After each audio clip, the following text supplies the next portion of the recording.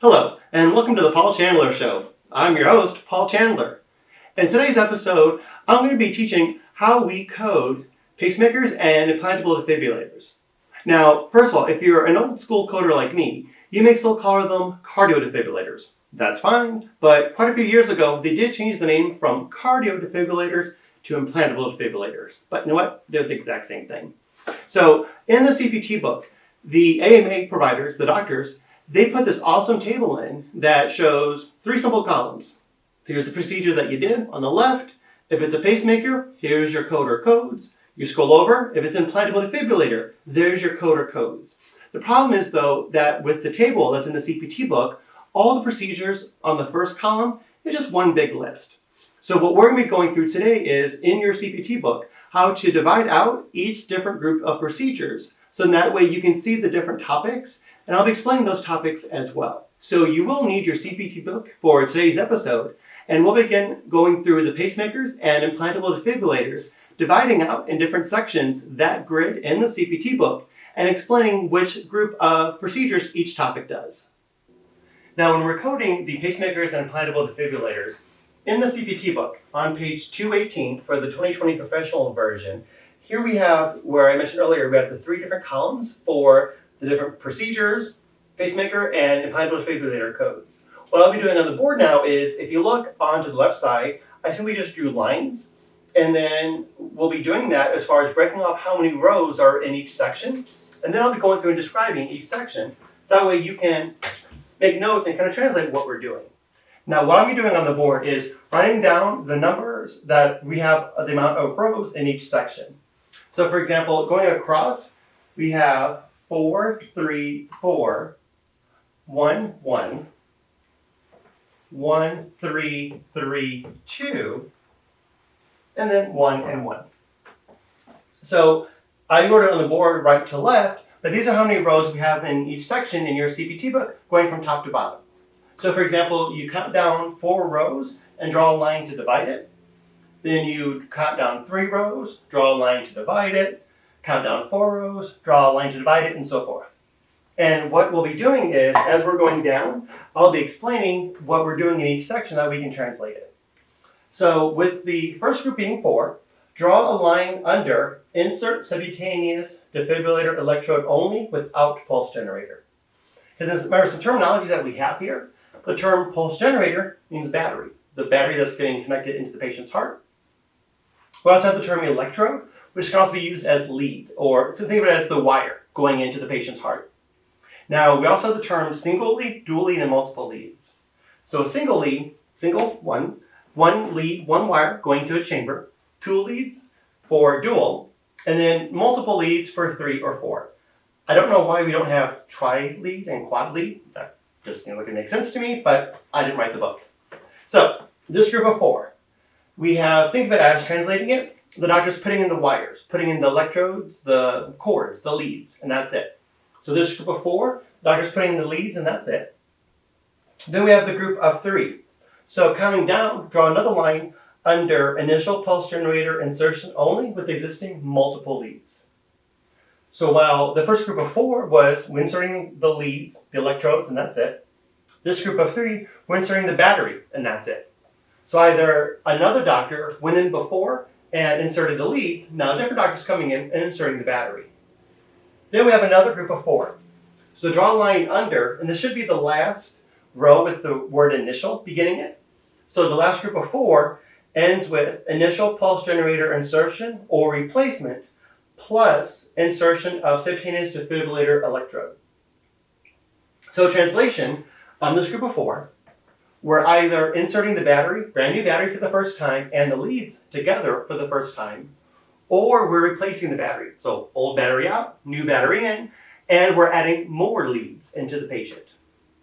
So with the 4, 3, and 4, simple, think of it as this first group of 4, inserting the leads, and that's it. The group of 3, inserting the battery, and that's it.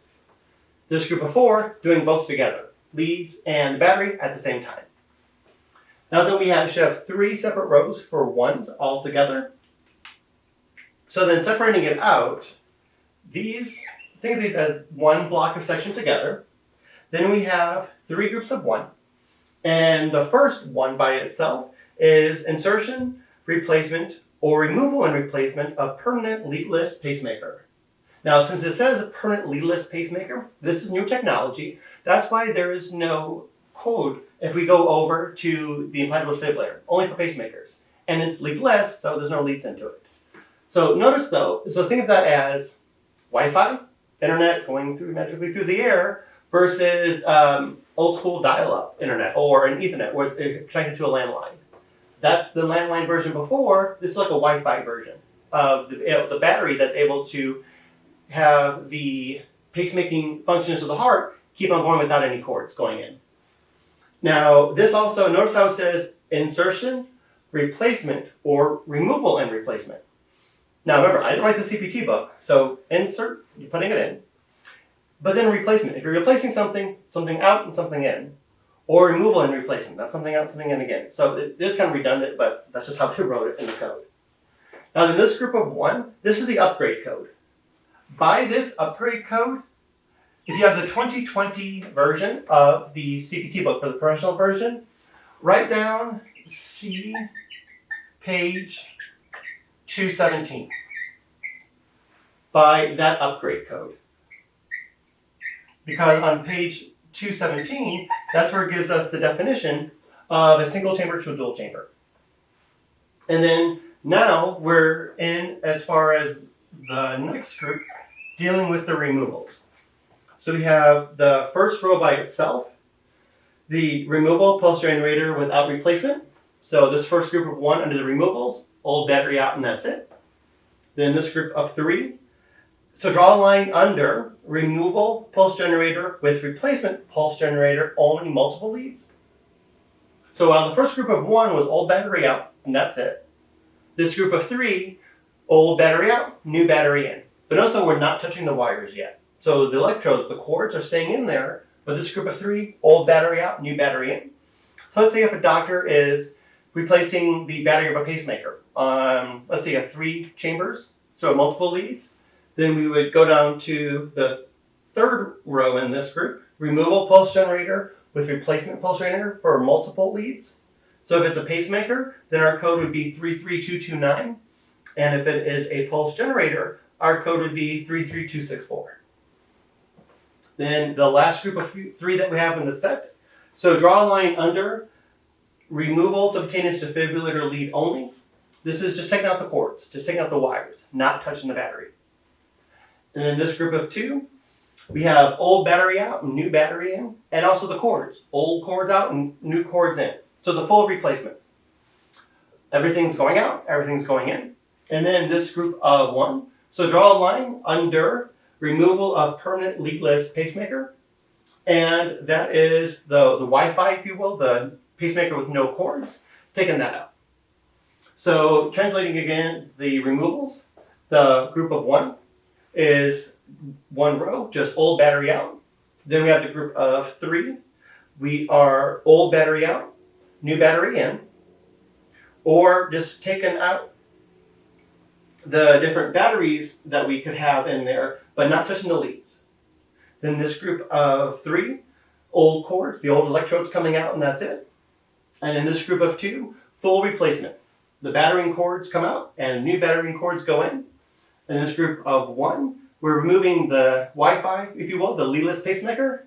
And finally, the 1 by itself, the conversion code, where we are converting. The patient has a biventricular system is the end.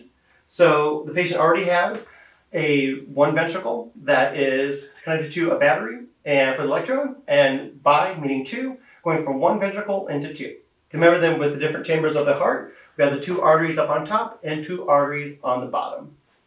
So counting down, we should have again 4, 3, 4, 1, 1, 133-211.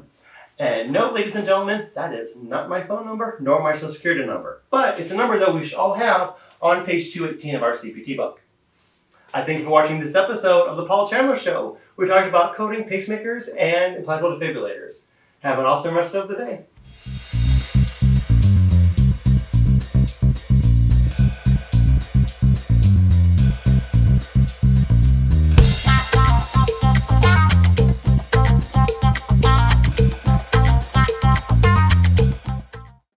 If you like this video and want to see more, make sure that you subscribe to our YouTube channel. It's so easy. It's right there. The little button. Just push it. Subscribe. I got all night. Nothing else to do. Just subscribe.